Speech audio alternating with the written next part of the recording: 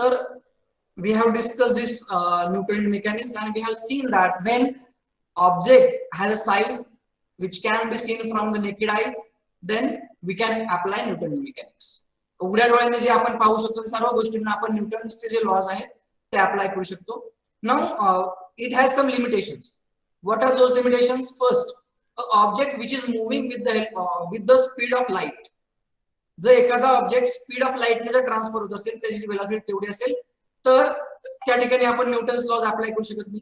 This one drawback. Then second limitation is that when the size of an atom or size of an object is of the order of atomic scale, electron, neutron, proton, हे जे काही छोटे object आहेत ज्यांची size ही काही नॅनोमीटर्स असते, काही angstroms असते, तर त्या स्केल मध्ये देखील आपण Newton's laws of motion apply करू शकत नाही. So these are the some limitations. Now we are going to see some of the laws of the motion. Can anyone tell me how many laws of Newton's laws of motion we are having? Newton's law? We are having 3 Newton's laws. 3 laws. So first law, Newton's first law tells us that if you are having some object and if it is in the state of rest, then it will remain in the state of rest. Or if we are having some object which is in a uniform motion, then it will remain in the uniform straight line motion. Now, how much time it will be there? Unless any external force acting on it. So every body continue in state of rest or uniform motion until some external force acted upon by this, acted upon that particle, that system. So this is the Newton's first law. This law is also known as a law of inertia. Whenever we are discussing the state of motion, state of an object, at that time we have discussed 2 different states. One is a rest state and second is inertia. So at that time also, and in the last lecture also, we have discussed inertia. So this law or inertia is basically property of a body which opposed to the change in the motion. So this first law is basically known as a law of inertia. So here we have discussed 2 examples. First is ball is there and it is at the steady state. It is not moving. Will this ball move? Yes, we can move this ball by kicking it. Or if you are having some ball which is moving with some uniform velocity in some particular direction along straight line, then is it possible to stop it? Yes, it is possible. For that, what we need? We need to apply some restriction there. So here is one applied force, that is a friction, and due to the friction, ball will stop there. Or you can apply some external force like your leg will be there, which can stop that ball. Or if that ball go and hits the wall, then also that ball can be stopped. And so this type of thing is possible. So this is Newton's first law. सर्वांना कळलं का Newton's first law काय सांगतो? Yes, sir. Okay. Now we will discuss this some of the forces which we have discussed in the Newton's first law. So as we have discussed that the Newton's first law, it tells us that object will remain its state. If it is the moving state, then it will remain in the moving state. If it is in the steady state, then it will remain in the steady state. So now, why object is not moving? Because whatever the forces acting on the object, these all forces, sum of all the forces is 0. When the sum of all the forces is 0, this means that object is at the equilibrium position. Here I have considered one example. Example is that we are having one book and that book is kept on a table. If book is kept on a table, then book does not move or book does not change its position. Why? Because it has some forces and these all forces are balanced. If you look at the diagram, then in the diagram, here I have shown you 4 forces, F1, F2, F3, F4. F1, F2, F3, F4, and these all forces are acted in a different direction. If you consider F1, then F1 in the upward direction, F3 in the downward direction, F2 in the forward direction, and F4 is in the backward direction. If I look at the value of F3, value of F3 is because of gravitational force or acceleration due to gravity. Because of gravity, there is a F3 force, and that force is known as a force due to gravity. When the ball, this book is kept on table, then table basically exerts some force on a book, and that force is in the upward direction. that force is known as a normal force. Then we are having F2, which is in the frictional force along the x-axis, and F4 is a frictional force along the minus x-axis. When this book does not change its position, this means that these forces F1, F2, F3, F4, these all forces are balanced. If that balance condition is not there, then book will be certainly move. जर balancing नसेल तर book हे हलणारच आहे. समजा आपण F1 आणि F3 consider केलं तर हे काय forces along the y axis.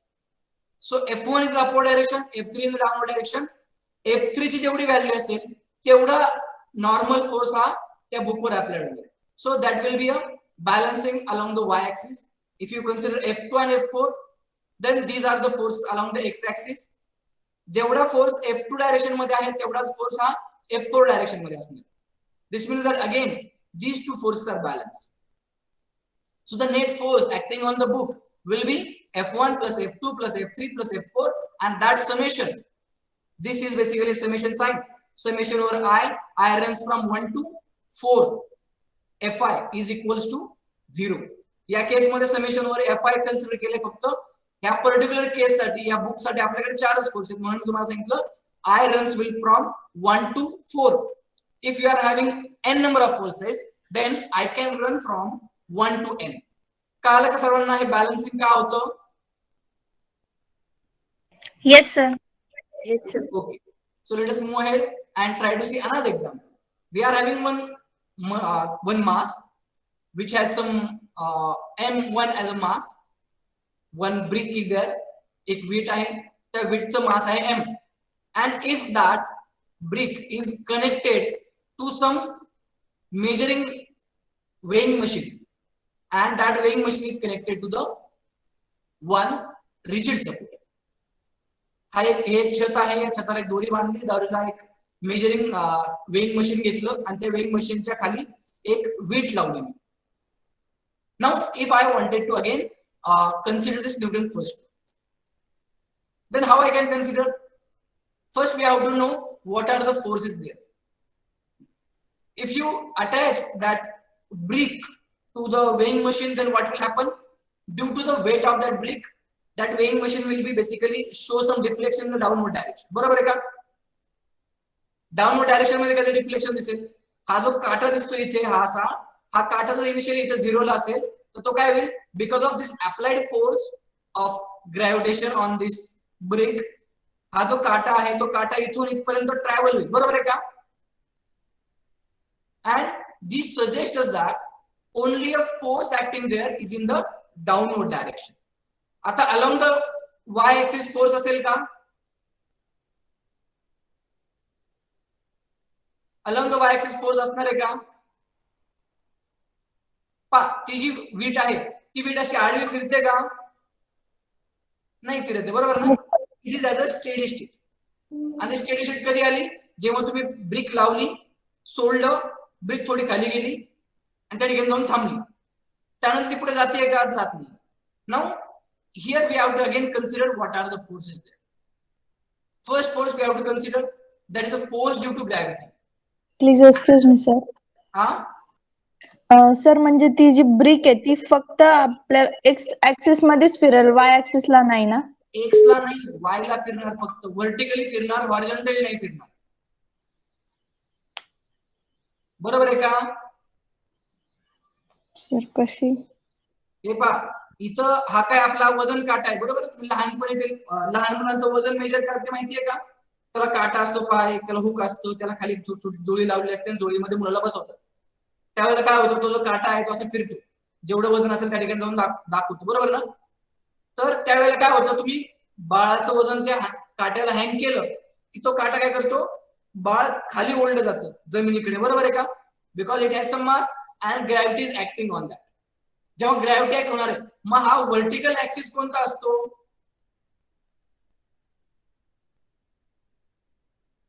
Y axis. Vertical axis हा वाय ऍक्सिस असतो. सर पण हे 3 डायमेन्शनल मध्ये तर मग झेड ऍक्सिस नसणार का? कोणता ऍक्सिस असू शकतो 3 डायमेन्शनल मध्ये? तर आता जर आपण 3 डायमेन्शन मध्ये म्हणलं तर आपल्यावर डिपेंड आहे आपण कशी जिओमेट्री कन्सिडर करायची. जर जिओमेट्री मी कन्सिडर केली फक्त 2 डायमेन्शनल, तर it will along y-axis. If I consider geometry along 3 dimensions, then ती जी vertical direction असेल that can be z-axis. बरोबर आहे का? Depend upon our choose basically reference. आपण 2 डायमेन्शन मध्ये ही जी मोशन आहे ती बेसिकली 2 डायमेन्शन मध्येच होणार, बरोबर ना? तुम्ही बाळ घेतलं, अडकवलं की त्याच प्लेन मध्ये बाळ फिरणार. असं होणार आहे का? झोका घेणार आहे का? नाही झोका घेऊन द्यायचं. पहा, जर झोका घेतला ना त्याने, थोडस तुम्ही प्रॅक्टिकल करून पहा एखाद्या ठिकाणी कुठे गेल्यानंतर, त्या बाळाला काय करायचं, त्यात अडकवायचं, थोडा झोका द्यायचा. तुम्ही झोका दिला ना की ते जे डिफ्लेक्शन आहे काट्याचं ते चेंज होतं. Why? Because again you are basically giving some force in the some other direction. हे जे हॉरिझॉन्टल डायरेक्शन मधलं डिफ्लेक्शन देतो ना आपण, त्यामुळे तो काटा थोडाफार चेंज होऊ शकतो. त्यामुळे काय करायचं, तर we have to consider this example is only in a 2 dimension x and y axis, so we can consider that the x is along this direction, y is along this direction, and now we are going to hang a brick to this weighing machine. Now we are going to discuss what are the forces there. आता इथे फक्त तुम्हाला कळालं का की फक्त vertical direction मध्ये force act होणार आहे, ते कळालं. along x axis फोर्स नाही, horizontal force nahi hai. We are having only force along the vertical direction. Now along the vertical direction what are the forces? First force is force due to gravity. बरोबर आहे का? आता हा जो force due to gravity आहे त्याची value आपल्याला माहिती आहे. काय असते force due to gravity ची value? If m is the mass of that object, then mg will be the force due to gravity. बरोबर आहे का? And here we are having another force acting in the upward direction, and that force is here I have shown it as a normal force, but it is not a normal force, it is basically a tension force in the string. ते तो जो काटा आहे ना तो खाली काय येतो, because there is some force acting in the downward direction, आणि तेवढ्याच क्वांटिटीचं टेन्शन त्या स्ट्रिंग मध्ये तयार होतं. त्यामुळे ती स्ट्रिंग काय करते, त्या काट्याला खाली ओढत आणते. बरोबर आहे का? So there is a upward force and that force is a tension force. Did you get it? Yes, sir. Tension में सर्वांना माहिती आहे, टेन्शन म्हणजे ताण. So here we are observing two forces. First force is along the downward direction and second force is in the upward direction. जो downward direction मध्ये force आहे त्याची व्हॅल्यू आहे Fg. Upward direction मध्ये जो force आहे त्याची व्हॅल्यू आहे tension. So we are having two forces, and now if I try to determine a net force acting on the brick. So what are the two forces we are having? We are having one force Fg, we are having Fn as a second force. So Fg in the downward direction, त्यामुळे त्याला negative sign दिलंय, आणि Fn is in the upward direction, त्याला आपण positive sign दिले. So net force जर ती wheat हलत नसेल तर काय म्हणता येईल, net force acting on the brick will be 0. If that brick can move in the vertical direction also, then that would not be a 0. समजा असं केलं की ती एक वजन काटा घेतलं आणि त्यामध्ये मी स्लोली काहीतरी स्टोन टाकत गेलो, तर काय होणार आहे, स्लोली तो जे काही वजन आहे ते वजन वाढल्यामुळे तो काटा खाली. So we can consider it is not in the equilibrium case. When it is in the equilibrium case, then this net force acting on that brick will be 0. So net force acting on that brick will be 0. So this means that minus Fg plus Fn is equals to 0. And now if I look at the value of Fn or tension force, then that value will be what? It is equals to Fg. बरोबर आहे का? जेवढा Fg असेल तेवढाच Fn असेल. Did you get it? हे example कळालं सर्वांना? Yes, sir. Yes, sir. When body acted upon by several forces whose vector sum is 0, we says that body is in a equilibrium. तुम्हाला सांगितलं इक्विलिब्रियम म्हणजे काय, त्यावर ऍक्ट होणारे सगळे फोर्सेसची व्हॅल्यू काय असली पाहिजे, it's addition of all the forces should be 0. So that for body in equilibrium summation over I run from 1 to n, Fi will be 0. So this is the Newton's first law. Now we are going to discuss Newton's second law. Newton's first law सर्वांना कळालं का? Yes, sir. Yes, sir. Okay. Yes, sir. Now, proceed ahead and discuss Newton's second law. According to Newton's second law, we can say that the acceleration of an object is directly proportional to the net force acting on it and inversely proportional to its mass. And its mass acceleration is in the direction of force. So we are having two statements for it. First statement is acceleration of an object is directly proportional to the total forces acting on it, that is F. So alpha or the A bar is directly proportional to the F bar, and second, alpha is inversely proportional to the mass. And we can determine the direction of the acceleration. That direction would be in the direction of acceleration. Direction of an acceleration is in the direction of force. ज्या direction मध्ये तुमचा force आहे त्या direction मध्ये acceleration असणार. असं होणार आहे का की समजा हा एक बॉक्स आहे आणि या बॉक्स मध्ये पुढे ढकलतोय, फोर्स या डायरेक्शन मध्ये अप्लाय केलाय, तर ही जी काही बॉक्स आहे हा बॉक्स कोणत्या डायरेक्शन मध्ये पुढे जाईल? हा इकडे जाईल का माझ्याकडे येईल? हा तुमच्याकडे जाईल का माझ्याकडे येईल? जर मी याच्यावर फोर्स अप्लाय केला तर फोर्स कुठे अप्लाय करतोय? फोर्स तुमच्याकडे अप्लाय करतोय हाताने माझ्या. जेव्हा मी तुमच्याकडे अप्लाय करतो म्हणजे काय? That is moving in the direction of force. So we can say that acceleration of an object is directly proportional to the force value, magnitude of force, and it is inversely proportional to the mass of an object. Acceleration is in the direction of force. So this is the Newton's second law. Keep in mind Newton's second law काय सांगतो? आपण प्रत्येक वेळेला Newton second law आपण सांगायचं म्हणलं की आपण काय सांगतो? F is equals to ma. पण basically Newton second law it is related with the acceleration. Acceleration of an object is directly proportional to the force. Acceleration of an object is inversely proportional to the mass, and direction of acceleration is in the direction of force. So we are having three different statements, and the combined statements are called as a Newton's second law. काय आले का तीन statement? पहिली statement काय सांगते? कोण सांगेल? Acceleration is directly proportional to force.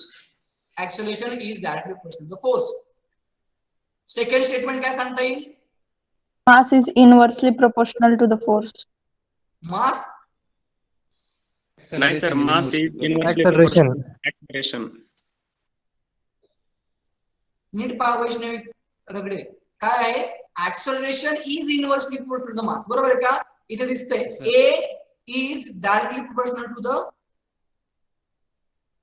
इथे पहा A acceleration is directly proportional to the काय? 1 by m. इथे पहा मी A ला बार दिलेला नाहीये बरं का. अजून का बार दिलेला नाहीये?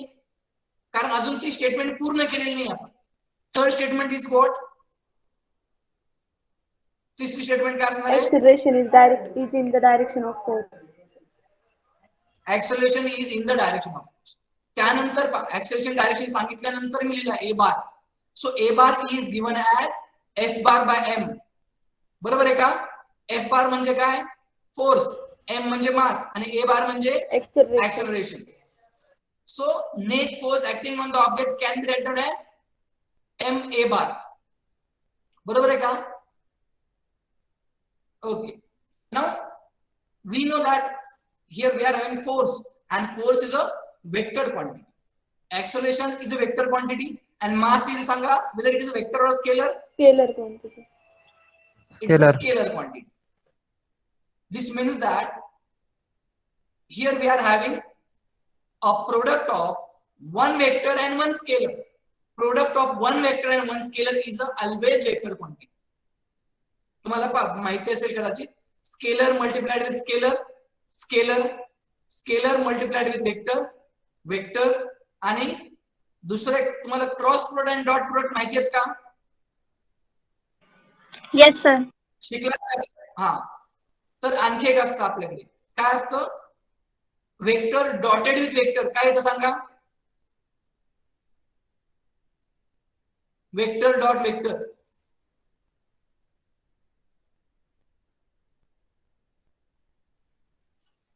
Scalar.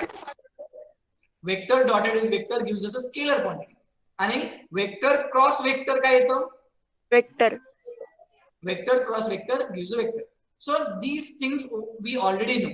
So similarly we can basically verify that m is a scalar, a is a vector.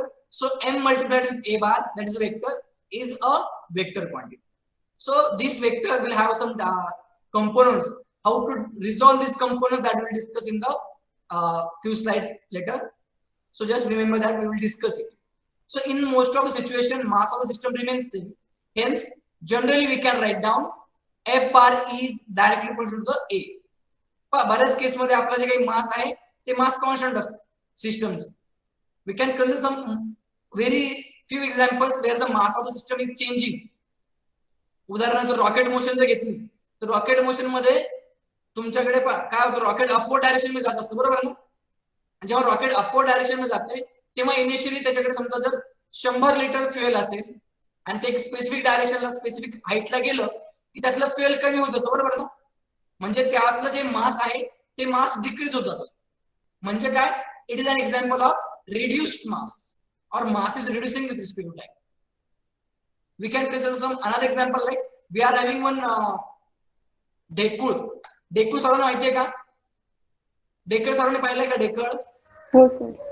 हो सर. मध्ये असतं पहा, जर नांगरट केली ना, Yes, sir. ढेकूळ मिळतो, बरोबर ना. तो ढेकूळ मी घेतला आणि असा फेकला तर काय होतं, तुकडे तुकडे होतात. ढेकळाचे तुकडे तुकडे होतात. म्हणजे काय, अगेन मास इज चेंजिंग. त्याचे समजा एक सिस्टम घेतली, त्यातली एक छोटासा दगड घेतला आणि दगडाभोवती जर ढेकळ असेल आणि तो फेकला तर काय होणार आहे, तो दगड पुढे जाईल पण त्यावर जो ढेकळाचे काही माती तुकडे असतील ते तुकडे लांब लांब जातात. म्हणजे काय, again it can be consider as a system whose mass is changing. त्या केसमध्ये आपण हा पूर्ण लॉ सांगू शकतो, that is a bar is directly proportional to F and a bar is inversely proportional to M. And when we consider some example, like we are having one bob and it is moving in a it is basically attached to some simple pendulum and it is oscillating. In that case, we can consider system is basically a mass remain constant. Okay. I think we are running out of time. It's 9:20. You are having next lecture, so we'll stop here. Do you have any doubts? No sir. Okay, so now we will stop here. Thank you for your time. Have a good day.